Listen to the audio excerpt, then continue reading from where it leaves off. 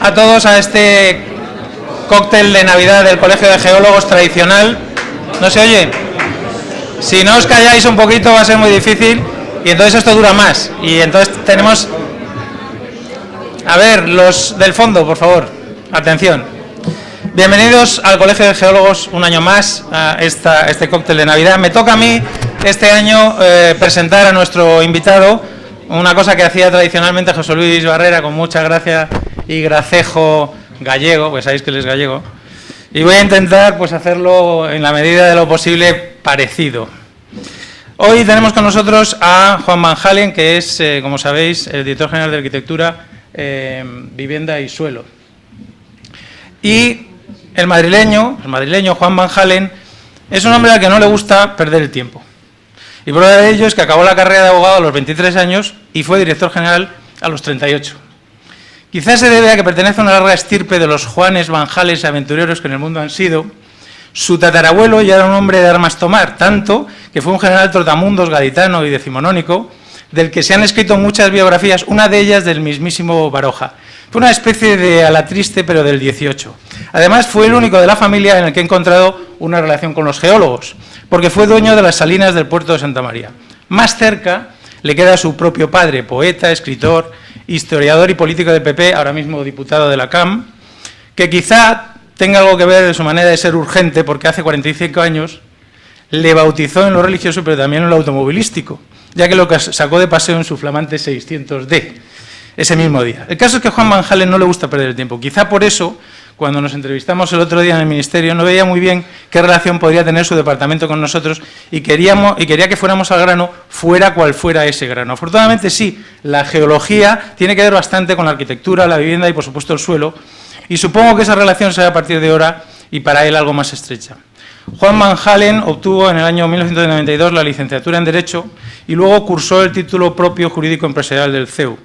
En 1994, a los 25 años, ganó la oposición de técnico del Grupo Directivo del Banco de España, donde trabajó en la Oficina de Balanza de Pagos hasta el año 2000, año en el que cursó estudios de mercados financieros y política económica en la London School of Economics. En ese ínterin le dio tiempo a casarse, en el año 96, con 27 años, en la iglesia de San Jerónimo en Madrid, y hoy tiene ya 4 hijas. Su primer puesto técnico-político fue el de asesor para asuntos económicos del Ministerio de Fomento entre el 2000 y 2004 con el primer gobierno de Aznar.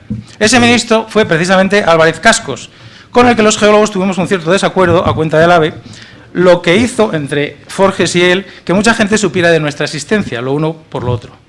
En 2004 fue director gerente del Instituto de Realojamiento e Integración Social de la Comunidad de Madrid, a las órdenes de María Dolores de Cospedal, entonces consejera de Esperanza Aguirre. Entre el 2004 y el 2007 se pasó a la empresa privada y trabajó en la multinacional de seguros AON como director del sector público para España y Portugal, y allí tuvo su bautismo de riesgos, otro de los puntos que unen su destino con nosotros los geólogos.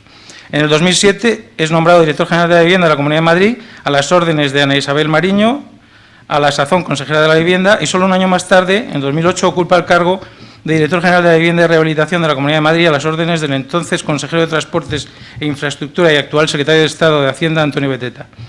Y en 2011 pasa a ser director gerente del IBIMA, pero ahora a las órdenes de Pablo Cabero Martínez de Campos. Finalmente, entre 2003 y 2014, termina su periplo en la Comunidad de Madrid como viceconsejero de Empleo en el gobierno del actual presidente Ignacio González. Desde marzo de este año, como sabéis, es director general de Arquitectura, Vivienda y Suelo del Ministerio de Fomento. Como docente ha impartido clases sobre temas económicos en el Centro de Estudios Superiores Sociales y Jurídicos Ramón Carende, ahora en la Universidad Rey Juan Carlos, en la Facultad de Ciencias Sociales y Jurídicas de la Universidad Rey Juan Carlos de Madrid, en la Facultad de Ciencias Económicas y Empresariales de la Universidad Complutense de Madrid y en el Máster en Finanzas de la Universidad de Deusto en el año 2003. Su ciclo profesional ha estado, por lo tanto, centrado de alguna manera en la vivienda y en la ciudad, de la que ahora le preocupa su rehabilitación, sobre todo la energética, y quizá por ello su padre, que le ha dedicado varios poemas desde que nació, en especial su primera carta a mi hijo, escrito en su evocación al ver a la miseria de los niños de Bombay cuando trabajaba allí como corresponsal, escribió en el año 1997 estos versos en su poema Calle de Garcilaso de la antología La piel del agua. La ciudad cambia como cambia el hombre, y a veces no es posible dar fe de la nostalgia. Juan Van Halen no tiene tiempo para nostalgias, porque es un hombre de acción, de casta le viene al galgo.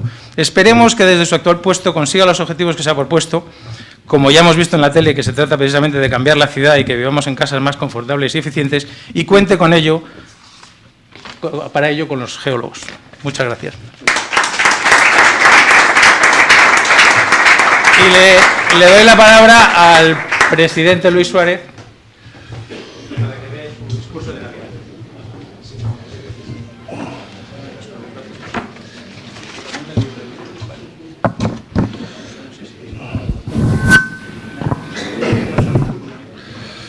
Bueno, gracias Manuel, Juan, muchas gracias por venir a la Casa de los Geólogos.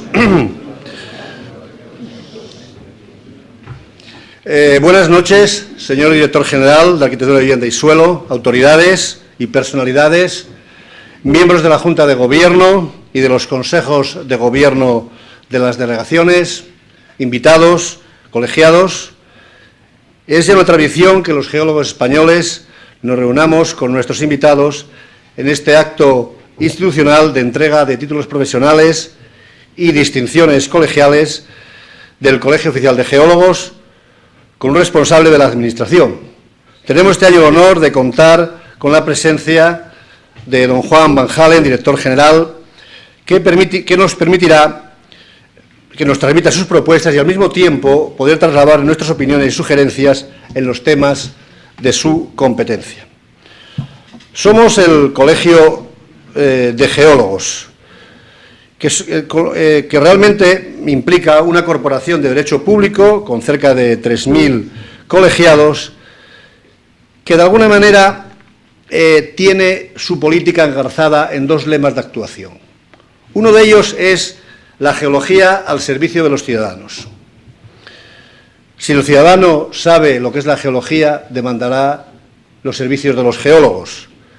Porque todos sabemos que cuando nos dolemos la cabeza tenemos que ir a un médico. Pero cuando hay una catástrofe natural, siempre vamos a una geología preventiva y nos acordamos de los geólogos cuando ya no tiene remedio. Por eso, en el caso de los geólogos, entre la geología y los ciudadanos, siempre deben actuar los poderes públicos para habilitar una geología preventiva que nos libre de ese problema que tenemos de ir siempre en los medios de comunicación a golpe de catástrofe. Por ello, nuestro problema es minimizar los riesgos naturales, hacer buenos estudios geotécnicos, en una palabra, estar al servicio de los ciudadanos con nuestro saber hacer. Y el segundo lema de actuación es que la competencia sea para el competente. En este país creo que hace falta mucha meritocracia en el sentido real. Somos un país donde esta palabra no tiene buena prensa, pero la debe tener. Por ello, los geólogos siempre hemos tenido una larga colaboración, ya desde hace más de 10 décadas, con Luis Eduardo Cortés, cuando estuvo en nuestra cena. En aquella época hacíamos cenas, eran otros tiempos. Después, en el 2002, vino el director general, Fernando Nassarre, con el cual hablamos del Código Técnico de Edificación, que estaba en fase de realización, y participamos en unas jornadas sobre el agua en el Senado que pilotó el senador del Grupo Popular, Clemente Sanz. En el año 2004 tuvimos relación con María Antonia Trujillo, con lo cual impulsamos el documento básico estructural Cimientos, en concreto el capítulo 3, que lo hicimos conjuntamente con el CEDES, lo cual supuso un hito en los estudios geotécnicos de la edificación. Y conseguimos un tema muy importante, es el visado obligatorio para que los colegios se comprometieran a una exigencia estricta de calidad en los estudios. En el 2007 vino la ministra Carme Chacón, con el cual hicimos la guía metodológica para la elaboración de los riesgos naturales. Nosotros, con humildad, somos como los empresarios, estamos siempre con el gobierno de turno, porque pensamos que el gobierno, digamos que está, siempre es el mejor gobierno hasta que venga el siguiente gobierno. Somos el colegio Sociedad Civil que queremos transmitir a los poderes públicos razones que vislumbren la importancia de los geólogos en el urbanismo y en la vivienda. Por ello, nosotros siempre procuramos ir con razonamientos, con buenos trabajos. Por ello hemos analizado el trabajo de los geólogos en los estudios geotécnicos visados del año 2000 hasta el año 2013, 14 años, mediante un trabajo de prácticas profesionales por medio de un convenio de colaboración entre la Facultad de Geología de la Universidad Complutense de Madrid y el Colegio de Geólogos. Este trabajo fue llevado a cabo por Sergio López, un máster de Ingeniería Geológica que está por aquí, al cual agradezco su trabajo, y de alguna manera hace una radiografía de la responsabilidad civil de los geólogos en los últimos años, en los cuales hemos tenido 68 incidentes de siniestro.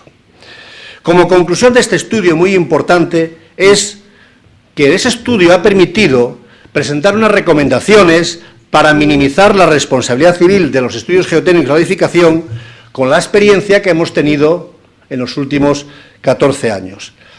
También para advertir al cliente y al autor del proyecto de edificación de la problemática de los riesgos geotécnicos del terreno, con el objetivo de que el estudio geotécnico sea un documento fundamental para el proyecto y, sobre todo, como decimos nosotros, hay que tener siempre, cuando hace un estudio geotécnico, escribir para el juez. Hicimos un análisis comparativo de los estudios geotécnicos y su siniestralidad y vimos que el año 2000, cuando se aprobó la LOE, había unos 2.000, alrededor de 2.000, digamos, estudios visados por los cuales había un siniestro. En cuanto se aprobó el Código Técnico de Edificación, bajó la siniestralidad del 50%, hubo uno cada 3.000, pero después, desde octubre del 2010, se incrementó por la distorsión que introdujo en el mercado el tema de la no obligatoriedad de los estudios geotécnicos. Por eso, nosotros lo que proponemos es, se lo hemos dicho siempre con razones, nosotros somos una corporación de colaboración, nosotros siempre queremos colaborar, exponer ideas, convencer, nosotros siempre vamos a intentar convencer porque nunca venceremos. En ese sentido, nosotros lo que pedimos es que en la revisión del Real Decreto de Estudios de Visados Obligatorios que se producirá en el año 2015, se vuelva a restablecer la obligatoriedad de los visados de estudios geotécnicos de edificación, porque es lo mejor para los ciudadanos, que hayan entidades que se responsabilicen del cumplimiento estricto, y no que pase ahora lo que está pasando, que es la ley de la selva. Hoy realmente no se visan algunos estudios, lo que se permite un incumplimiento del Código Técnico de Edificación flagrante. Es más, algunos colegios de arquitectos han publicado recomendaciones para realizar estudios geotécnicos sin hacer ensayos in situ ni ensayos de laboratorio. Estamos en negociaciones con ellos para, de alguna manera, llegar a un acuerdo en ese sentido, y también es obligatorio el estudio geotécnico tanto para las viviendas unifamiliares como para las viviendas de autopromoción. Es necesario. Por eso siempre nos preguntamos de cómo se pueden defender a los ciudadanos de geólogos e ingenieros que entregan estudios geotécnicos sin cumplir el CTE y sin que sean chequeados por los departamentos de visados de sus respectivos colegios profesionales. Para ello, reitero, es necesario volver a lo que estaba establecido, es decir, la obligatoriedad del visado de estudios geotécnicos de la edificación. Y en eso vamos a emplear nuestro tiempo para argumentar y razonar de esa necesidad. Asimismo, con la experiencia de estos 7 años de aplicación del CTE, demandamos que se actualice el capítulo 3 y todos los capítulos, el capítulo 3 de estudios geotécnicos y los capítulos de documento básico, seguridad, cimientos del Código Técnico, con la participación del CEDES, del ICOG y toda la sociedad civil en estos temas.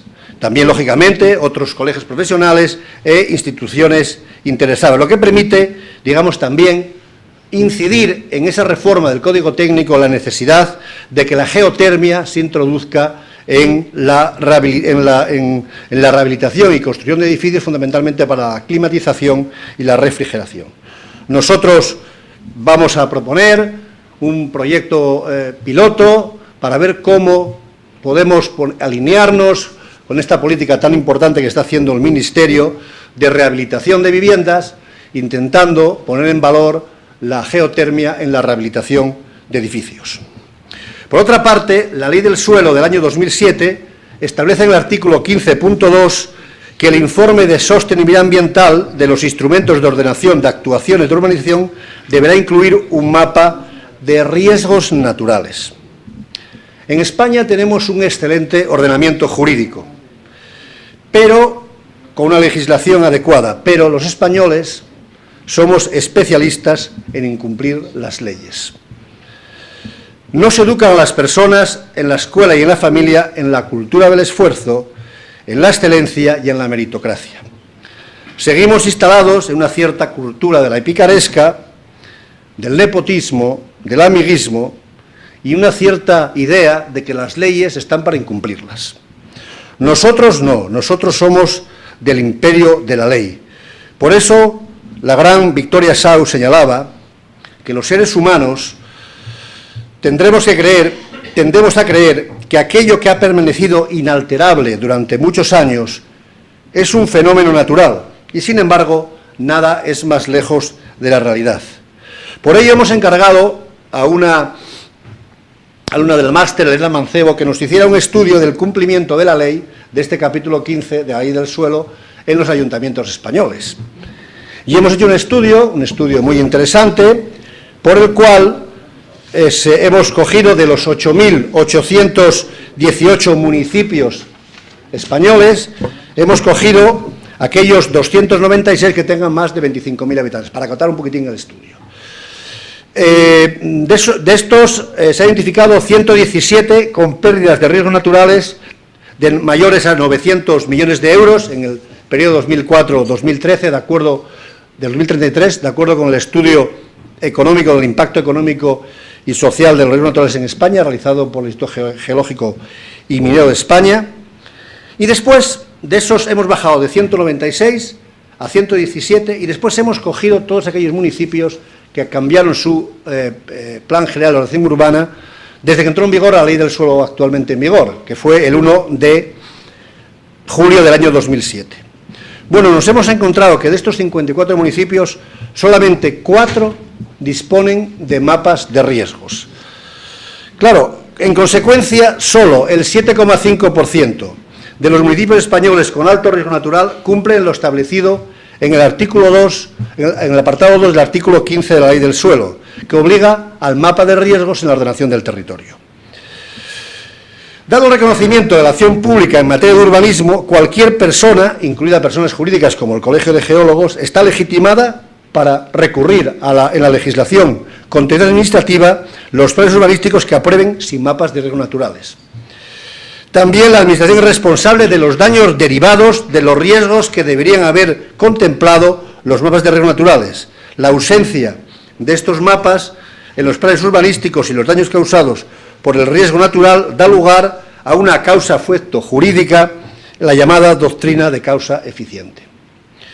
También se genera responsabilidad patrimonial en el caso de instrumentos de ordenación con mapas de riesgos naturales incorrectos desde el punto de vista técnico, como el caso anterior, el hecho de generar daño debe ser igualmente previsible. Por ello, al fin de solventar la posible conflictividad jurisdiccional, creemos que resulta aconsejable que el Ministerio de Vivienda, dentro de las restricciones competenciales en materia de urbanismo, que el Ministerio de Fomento, dentro de las restricciones y el reparto competencial en materia de urbanismo, promulgue un reglamento técnico de desarrollo de los mapas de riesgos naturales del informe de sostenibilidad de la Ley del Suelo, que recoja los aspectos establecidos en la guía metodológica. En aras a impulsar el pilar de sostenibilidad ambiental, debemos acentuar la prevención contra el creciente impacto de los riesgos naturales en España. España está a la vanguardia de la legislación de protección de los ciudadanos contra las catástrofes naturales, porque tenemos un artículo que así lo defiende. Por eso esta ley ha impulsado el desarrollo de la guía metodológica para la elaboración de mapas de riesgos naturales en España, realizado por medio de un convenio de colaboración entre el extinto Ministerio de Vivienda y el Colegio de Geólogos en el año 2007. Una vez publicada la guía, los geólogos deseamos promover el impulso del cumplimiento real y efectivo de este artículo 15 de la Ley del Suelo, que exige los mapas de riesgos naturales en la ordenación del territorio y la necesidad de la aplicación de la guía metodológica, mediante, y es una propuesta a estudiar, como todo lo que hacemos nosotros, un observatorio de los riesgos naturales en la ordenación del territorio que de alguna manera vele por su cumplimiento. Creemos necesario realizar un proyecto piloto de aplicación de la guía metodológica en un municipio con riesgos naturales para impulsar la cartografía de riesgos naturales prevista en la Ley del Suelo por un ente con predicamento de cartografía de riesgos como puede ser el IGME, con probada solvencia en esta materia. Somos conscientes de la voluntad transformadora del Gobierno de España, aunque la empresa es muy ardua y difícil.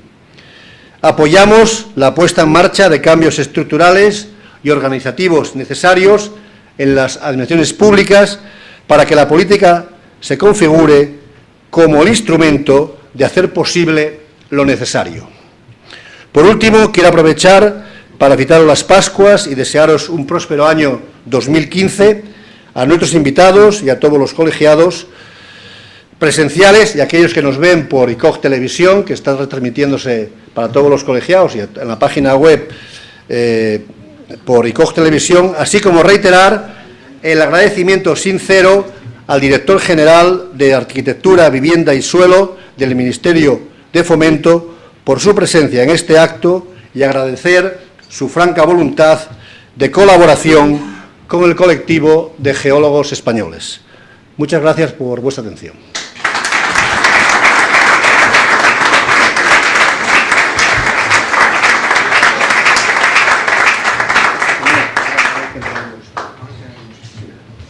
A continuación, para seguir con el acto, Cristina va a proceder a la entrega de los titulares. Bueno, buenas noches a todos. Un año más estamos aquí en la entrega de títulos profesionales. Gracias por vuestra presencia. Gracias, director general, por acompañarnos aquí en este acto. Yo creo que uno de los más importantes que realizamos dentro del colegio. Gracias, compañeros, geólogas, geólogos y amigos.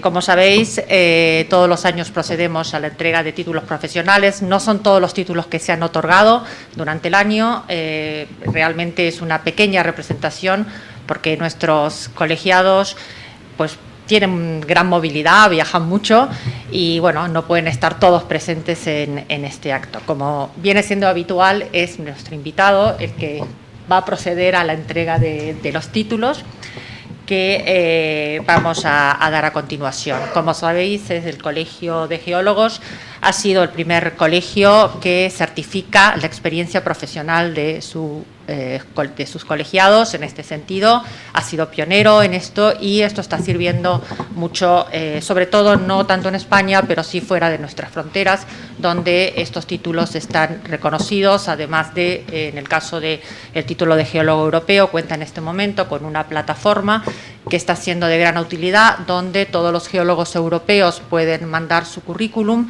y está a disposición de todas las empresas, de los empleadores que quieren encontrar un cierto perfil de un geólogo y pueden encontrarlo a través de esta página web. Voy a proceder a la entrega, bueno, en realidad el director general, vamos a proceder a la entrega de los títulos que tenemos. En primer lugar, recibe Mario Iglesias Martínez el título de geólogo europeo.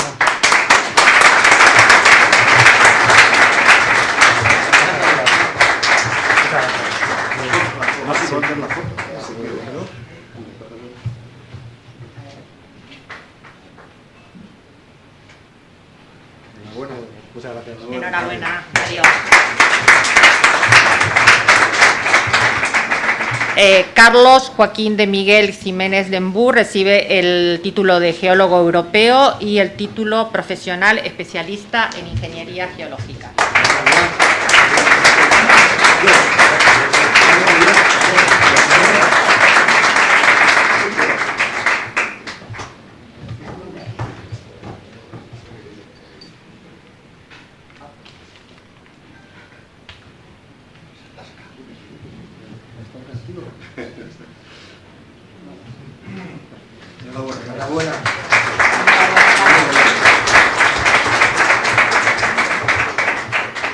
Pau Torrades Mila, que no está presente, pero en su nombre lo va a recibir el título el presidente de la Delegación de Cataluña, Ramón Pérez Mir. En este caso se ha sacado 4 títulos.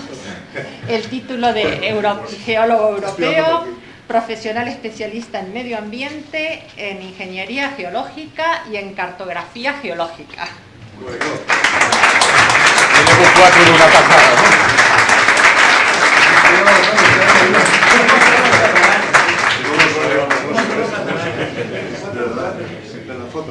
Sí. ¿Dónde está? Sacando otros 3. Festejándolos. Utilizándolos.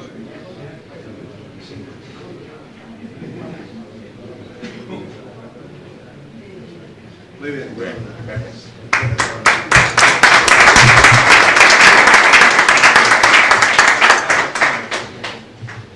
Bueno, y por último, aprovechando una vez más la presencia del director general, vamos a proceder a la entrega de las distinciones de colegiado de honor que la Asamblea General Ordinaria, celebrada el 12 de abril de 2014, con la que ha distinguido a 3 colegiados.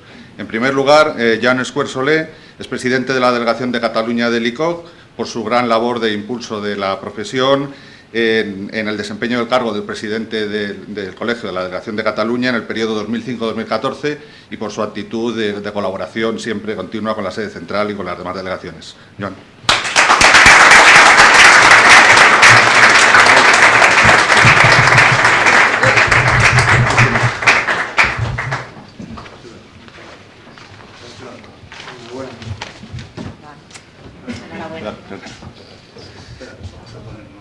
Sí, gírate, si quieres pasar la foto, vaya, y la placa. Y la placa, hombre.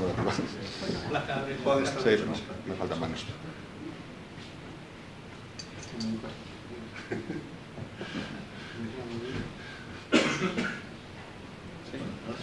No. A continuación,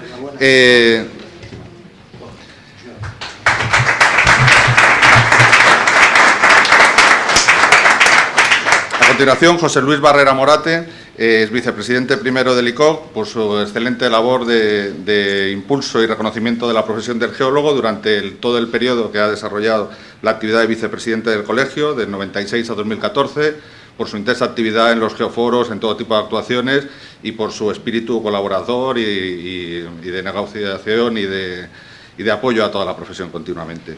José Luis.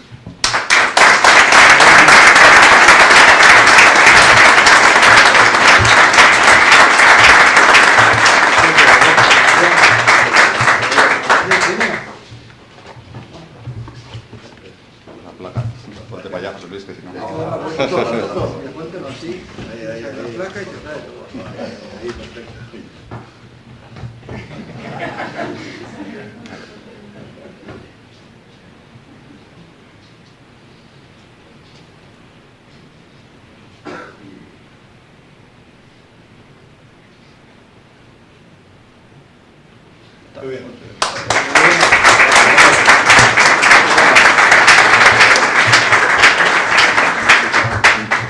Por último, se ha distinguido también a Javier San Román Saldaña por su labor como presidente de la Delegación de Aragón durante el periodo 2006-2014. Lo que pasa es que por imposibilidad de agenda, no sé si no iba a poder venir, con lo cual, bueno, le trasladaremos posteriormente la entrega del premio. Vamos, la distinción.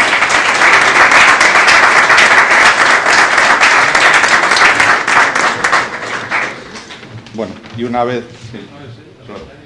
Y una vez que hemos realizado todos los actos previos, lo que nos queda es la parte más importante de la noche, que es cuando nuestro invitado de honor va a celebrar el acto de clausura y dirigirnos las palabras que considere.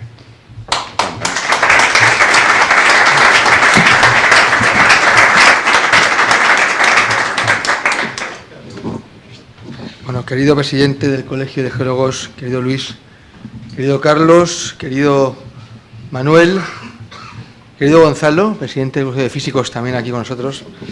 No sé yo si esto es lo más importante de la noche, no creo, pero algo tengo que decir.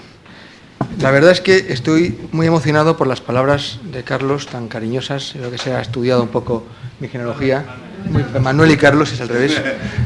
Manuel, Es verdad que mi antepasado, que en realidad es el padre de mi tatarabuelo, fue una persona con una vida azarosa en el siglo XVIII español y XIX. Participó en el 2 de mayo, primero en Trafalgar, le pilló la batalla de Trafalgar en las costas de Cádiz, luego estuvo el 2 de mayo en Madrid. Después de eso estuvo preso por la Inquisición, se escapó, único caso que he registrado. Después de eso se fue a pelear a otros países, pero aquí no podía pelear, y alcanzó el grado de general en 3 ejércitos, en el ruso, en el ejército belga, y volvió a España también como general y peleó en las guerras carlistas. En fin, una vida larga, acabó en la cama. Sus últimos días fueron de profesor de inglés en Estados Unidos. En fin, una vida bastante curiosa que fue novelada luego por Baroja, una novela bastante atípica, porque Baroja sí tiene solamente 2 novelas biográficas, la de Juan Manjarín y la de José de Aviraneta, que era un pariente suyo. Pues muchas gracias, que lees a mi padre también me gusta mucho. Y es verdad que mi relación con la geología, aparte de alguna visita esporádica al Museo de Ciencias Naturales en Madrid de pequeño, empezó hace años cuando estaba en Fomento y pude visitar el túnel del Ordovícico cerca de Llanes, en Asturias, y ver los trilobites. Fabuloso será esa muestra de la geología de hace muchos años que me llama mucho la atención. Claro, cuando el otro día me planteó Eduardo Cortés, oye, tienes que recibir a unos conocidos míos, y me hace falta que me lo pidas porque yo recibo a todo el mundo, es mi obligación, y por supuesto estoy muy interesado en conocer lo que piensan los geólogos. Me planteé para qué vendrán, realmente qué tenemos que ver con los geólogos, y es verdad que la primera respuesta es evidente: las casas se hacen en el suelo. Algo tenemos que ver. A partir de aquí me he molestado en leer algo, y es verdad que la relación entre arquitectura, edificación y actividad de los geólogos es algo que viene de hace muchos años. Las estructuras sustentan y las fábricas en el terreno, y esto ha centrado la relación entre arqueología y geología desde hace muchísimo tiempo. El suelo siempre fue el medio físico en el que se apoyaban las edificaciones, y históricamente el estudio y conocimiento del suelo fue ganando importancia y complejidad a medida que esas edificaciones crecieron en altura y se hicieron sobre orografías complejas a lo largo de la historia. Pero también responder al cobijo del ser humano no solo supone construir un espacio que no se caiga, sino también tener en cuenta el medio natural para aprovechar la protección que nos puede dar este medio desde el punto de vista de confort interior y ambiental. Y desde hace muchísimos años el estudio geológico del terreno ha servido también para que el hombre hallara en las cuevas, en las arquitecturas, de características físicas y termodinámicas del terreno que le ayudaban a interactuar con el medio ambiente, con el clima, para guarecerse de las inclemencias del terreno. Por tanto, el terreno físico inmediato ha sido aprovechado como recurso térmico, y eso ha pasado desde hace muchísimos años, corrientes subterráneas. En fin, no me voy a enrollar, esto es demasiado largo, pero sí es verdad que poco a poco, con el paso del tiempo, se ha ido separando la geología de la arquitectura, y últimamente, cuando es más importante que nunca, parece que no nos hablamos, y eso creo que tiene remedio. Hoy estamos inmersos en programas que tienen que ver con la eficiencia energética, con el aprovechamiento de energías pasivas. La tierra nos puede dar, a través de la geotermia, una cantidad importante de energía para los edificios. Esas medidas pasivas que antaño se tomaban de forma natural. A mí me encanta oír ahora hablar de sostenibilidad, que es un concepto que se construye a posteriori. Construimos los edificios mirando hacia donde no deben mirar, y después le dotamos de aire acondicionado, cuando en las casas blancas de Andalucía de hace muchos años y era un ejemplo estupendo de viviendas sostenibles, aprovechando una buena orientación y aprovechando bien el terreno en el que estaban sustentadas. Por tanto, me parece que tenemos que empezar a pensar otra vez y volver a estos conceptos que durante décadas y durante siglos nos han acompañado. Como saben, el Gobierno de España está enmarcado en grandes reformas. Yo no estoy de acuerdo con que todos los gobiernos son lo mismo, ni con que todos los gobiernos hacen lo mismo, y a las pruebas me remito. Claro, es muy fácil llevarnos a la crisis, y nos toca, cada vez que llegamos al gobierno, sacar a España de la crisis. Lo haremos de nuevo, y estamos ya en ello, y se está notando ya. Y yo quiero decir, y esto es una queja, nosotros estamos inmersos en importantes reformas. Todo el mundo habla de reforma financiera, que tiene mucho que ver con el sector también de la vivienda. Los bancos pasaron mal, con excesivos riesgos inmobiliarios. Todo el mundo habla de reforma laboral, una reforma muy importante que ha permitido que el mercado laboral otra vez funcione. Ya estamos creando empleo. Como saben, se han creado en lo que va de año 800.000 empleos, que es importante. Estamos ya creando empleo neto. Pero nadie habla de la reforma del mercado de la vivienda. Y es una reforma muy importante y forma parte de los pilares de la estrategia del Gobierno y del Plan Nacional de Reformas. Esta reforma se apoya en, primero, un marco legal con 2 pilares, Después de muchísimos años de una política de vivienda pública que se basaba en apoyar, primero, la creación de unidades nuevas de vivienda, es decir, la obra nueva, y se olvidó de rehabilitar, y segundo, apoyar la compraventa como medio de acceso a la vivienda y no al alquiler, bueno, pues después de muchísimos años, y eso algo tuvo que ver con la crisis. Yo quiero recordar que en pleno año 2009, por eso no todos los buenos son iguales, se aprobó un plan de vivienda donde inyecta miles de millones de euros en el mercado, en un mercado ya sobrecalentado, para financiar en su mayoría la compra de viviendas y hipotecas de personas que luego han estado en procesos de desahucio, porque no pudieron pagar su vivienda. Bueno, pues me parece que hemos pasado una crisis muy importante que estamos ya superando, pero nos tiene que ayudar a reflexionar y pensar por dónde queremos ir. Nosotros seguimos pensando que el mercado de la vivienda es muy importante, que el sector de la construcción, y cuando hablo de construcción me refiero a todas las actividades que tienen que ver con la construcción, también la de los geólogos, tiene que ayudarnos a salir de la crisis. Nadie se acuerda, o ya nadie habla de esa década prodigiosa que se decía entonces por algún sabio, en la que estuvimos 10 años creciendo más que nadie en Europa, pasando los resfriados europeos sin notarlo, de aquí no llegaban las crisis, creciendo al 3% de media acumulada anual, y donde el 30% del PIB lo generaba la actividad de construcción. Probablemente no vamos a recuperar esos ritmos de la manera que se hacía entonces, pero sí es verdad que tenemos hoy una oportunidad muy importante. Y decía que eso lleva por un cambio de modelo, primero con medidas legales. Hemos aprobado un cambio legal en 2013 muy importante. 2 leyes, la Ley 4 de 2013 del mercado del alquiler. Hemos reformado el mercado del alquiler, que era fundamental para equilibrar la posición de inquilino y propietario. El propietario estaba desamparado. Queremos dar seguridad jurídica y queremos volver a las partes la disposición de su derecho a decidir, es decir, que la voluntad de las partes prime sobre otras disposiciones y permitir más flexibilidad a la hora de regular esas relaciones con unos mínimos para proteger, por supuesto, esas relaciones que tienen que presidir la confianza entre las partes. Por tanto, una ley que está ahora mismo impulsando el mercado del alquiler. El mercado del alquiler ha crecido muy notablemente, en 2 años 2 puntos porcentuales, que en términos macroeconómicos es mucho, y el Eurostat nos coloca hoy con un 22,3% de personas que viven en alquiler. Hace 2 años teníamos 2 puntos menos. Eso quiere decir que hemos crecido un 10% en 2 años, no está mal. Y luego una segunda ley, que es una ley inédita en España y probablemente que no somos conscientes del potencial que tiene, que es la Ley 8/2013 de rehabilitación, regeneración y renovación urbana. Nunca en España se legisló a nivel nacional sobre rehabilitación. La rehabilitación siempre fue la hermana pequeña de la vivienda. Nos hemos olvidado de rehabilitar. Es muy curioso que un país donde la gran mayoría son los propietarios, sin embargo, no nos ocupemos de nuestra mayor inversión, que es la vivienda. Y tenemos un parque de viviendas que necesita urgentemente de una rehabilitación. Se ha rehabilitado poco y se ha rehabilitado mal. Cuando digo mal me refiero porque la rehabilitación que hemos hecho era una pequeña rehabilitación que no atendía elementos estructurales ni eficiencia energética, simplemente era una, vamos a llamar, renovación interior de aspectos probablemente no la que hacía falta de verdad. Hemos hecho un estudio importante que hemos enviado a Europa, una estrategia de rehabilitación para cumplir con la normativa europea. Resulta que una consultora internacional, PBIE, que al parecer es muy importante en Europa, nos ha reconocido como una de las mejores estrategias a nivel europeo, compitiendo al mismo nivel con la de Reino Unido, que tiene muchísimos años de ventaja, y estamos encantados de que estamos haciendo un trabajo que parece que funciona. Y este marco, un marco legal, que lo que permite es, lo que quiere es saltar todas las barreras que el urbanismo pone a la rehabilitación. Todo el mundo ha intentado rehabilitar y ya saben, o ya sabéis, lo difícil que es poner un ascensor cuando no puede entrar por la escalera, lo difícil que es superar esa normativa urbanística inmensa que emana de ayuntamientos, de comunidades autónomas. Bueno, pues esta ley lo hace y resuelve muchos problemas, y además abre la oportunidad de vías de financiación, por ejemplo, con aprovechamientos urbanísticos, aprovechamientos, por ejemplo, de elevar una altura cuando se puede, o retranquear un ático cuando se pueda. Bueno, hay capacidad de generar inversión que va destinada a la rehabilitación.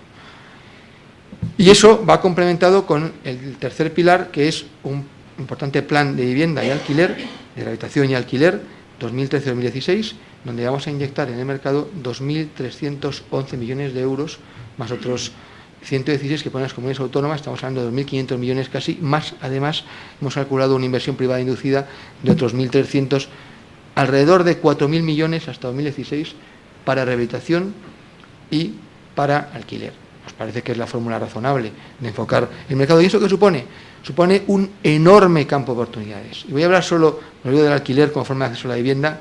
Estamos todos de acuerdo en que si alguien no puede acceder a una vivienda, a lo mejor es que le ayudemos haciendo un alquiler, vamos a financiar el 40% de la renta a las familias con rentas más bajas, la renta de alquiler, me parece que es importante. Pero voy a hablar de la habitación, que eso es lo que le importa más probablemente a este colectivo y a este colegio.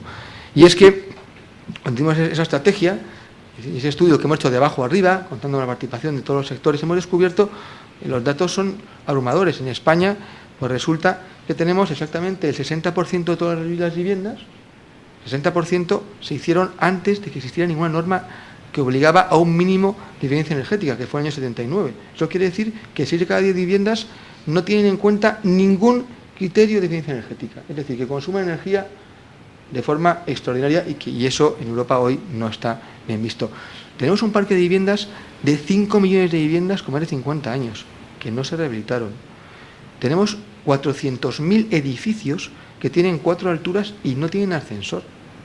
Todas estas cuestiones que hoy el Código Técnico no las permitiría, en aquellos momentos cuando se hicieron estas viviendas, evidentemente había otra normativa que sí lo amparaba. Bueno, pues creo que hay que hacer un esfuerzo y por eso el plan lo que quiere es ayudar con financiación pública. Financiamos hasta el 35% del coste de cada actuación, puede llegar hasta el 50% en algún caso. Queremos ayudar una rehabilitación, primero, integral, que afecte a elementos comunes, importante con mayúsculas. Segundo, que afecte a accesibilidad, ascensores, por ejemplo, que afecte a seguridad y conservación y que afecte a eficiencia energética. Y aquí entra la geología, la geotermia, como una solución que en algún caso puede funcionar o no. Ya sé que es más eficiente para viviendas de nueva construcción, pero en algún caso se puede emplear también para viviendas ya construidas. Tenemos que seguir trabajando, mejorando la estabilidad de edificios. Y yo pude vivir, cuando estaba en el donde estuve en el IMA de responsable algún tiempo, sí, pude vivir una edificación construida por los antecesores del Instituto Nacional de la Vivienda hace muchos años, que se generaban unas grietas muy importantes y cuando me contaron que se movía el suelo, me llevó una gran sorpresa. Bueno, ¿desde cuándo se mueve el suelo? Pues sí, los suelos se mueven y el edificio tiene unas grietas enormes que nos obligó a intervenir y eso pues se puede aliviar, se puede arreglar cuando se interviene mucho antes con una rehabilitación potente. Por tanto, este es nuestro objetivo como gobierno. Una vez que hemos aprobado el marco legal, una vez que están las ayudas, quiero decir que el plan es de 2013, pero nos ha llevado un tiempo acabar de montar todo el arreglo financiero y los convenios, porque esa competencia es autonómica, pero ya están firmados los convenios con las comunidades autónomas, ya estamos transfiriendo muchísimos recursos a las comunidades autónomas, ya estamos firmando convenios concretos luego para desarrollar áreas de rehabilitación concretas. Hay 6.000 viviendas ya que empiezan a rehabilitarse ya hoy en día. Quiero decir que eso es una noticia buena, porque quiere decir que es actividad para el sector y que se va a notar. Y voy a acabar simplemente dando, antes de despedirme, algún dato más, por lo menos de alivio. Hemos pasado una crisis terrorífica. No seré yo el que hable de botes verdes, porque me parece que eso no nos lleva a nada más que a la autocomplacencia. Pero sí que voy a decir algo, y es que todas las estadísticas hoy coinciden en que el ciclo ha cambiado. El sector inmobiliario, que ha sido el responsable de gran parte de la caída y tiraba para abajo del PIB, hoy tira para arriba del PIB. Por primera vez, el tercer trimestre del PIB, la estadística de vivienda, si entran en el INE y entran un poquito en las tripas de esa estadística que está en la página web, se puede comprobar la rúbrica de vivienda, que es un componente de la construcción. Esa rúbrica ha crecido al 1,3%. Es la primera vez desde el año 2007 que crece. Es decir, después de estar empujando hacia abajo al PIB, ahora la empuja hacia arriba. El empleo en la construcción está creciendo, las hipotecas crecen un 30%, las compraventas están disparando en función de qué estadística se coja, los precios se han moderado, es decir, de precios que estaban cayendo a plomo, hoy los precios o no crecen, a nivel nacional estamos en un más 0,3, o simplemente en alguna comunidad autónoma están creciendo incluso con fuerza en algunas zonas. Eso quiere decir que la demanda se recupera. Los no residentes invierten con fuerza, hemos recuperado la confianza, hay financiación, vamos a batir este año el récord de inversión en España en no residentes, lo cual no está mal, 9.000 millones de euros en el sector inmobiliario, lo cual no está mal. Y quiero decir todo esto porque a veces nos hemos instalado ya en tal pesimismo patológico que solo hablamos de noticias negativas. Bueno, es que las hay positivas. El año 2015 va a ser un año muy importante, creo que va a ser un año de franca consolidación de recuperación, ya se puede hablar de un PIB que va a estar en torno del 2%, y eso está bien. Y dentro de esa recuperación quiero decir que estoy convencido de que el sector de la construcción, en donde algo tienen que ver los geólogos también, va a tener una oportunidad de aportar a este crecimiento otra vez de forma positiva. Tenemos una oportunidad fundamental con la rehabilitación. El otro día está aquí el presidente también de CONAMA. El otro día tuvimos la suerte de participar en CONAMA con una mesa en la que tuve el honor de ser acompañado por representantes de todos los colectivos que tienen algo que decir, los constructores, los promotores, los colegios que tienen que estar administradores de fincas, los bancos. Todo el mundo está de acuerdo en que se puede rehabilitar. Es una oportunidad de negocio tremenda para todos y hay espacio para todos. Entonces, además de cuestiones que se han planteado aquí, que tenemos que estudiar, por supuesto, nadie tiene que convencerme de los mapas de riesgos, soy un convencido de análisis de riesgos en todos los campos, pero aparte de eso, creo que tenemos una oportunidad importante para irnos, despedir este año con un mensaje de optimismo moderado. Por supuesto, no va a ser gratis, va a costar un esfuerzo terrible, pero el que ha pasado ya esta crisis puede pasar cualquier otra. Entonces, me parece que después de 5 años, por fin, miramos al horizonte con algo más de optimismo y de alegría. Y yo, bueno, les despido el año. Por supuesto, felicito las Pascuas a todos ustedes, estas Navidades, lo mejor para las familias. Querido presidente, queridos colegiados, en fin, estoy convencido de que seguiremos trabajando para que podamos tener oportunidades de generar actividad para los colegiados en el futuro, y estoy a vuestra disposición para todo lo que haga falta. Felices Navidades y gracias por invitarme a este acto tan entrañable. A todos.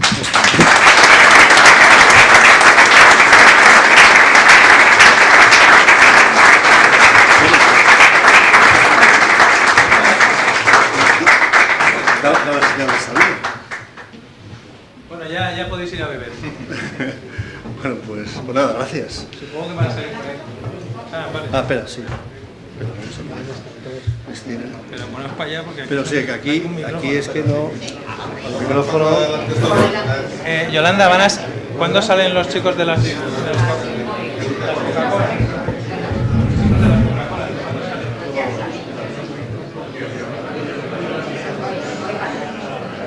Oye, las delegaciones, la delegación. Venga, vente para acá, vente para acá. Vente para acá. Acá, en Cataluña. Preparándose con España. Con el resto de España. Es que hay que dejarse ahí sin problema. Un problema más de fútbol. Están siempre igual. Muy bien. Se va a tomar una mala impresión, hombre. No.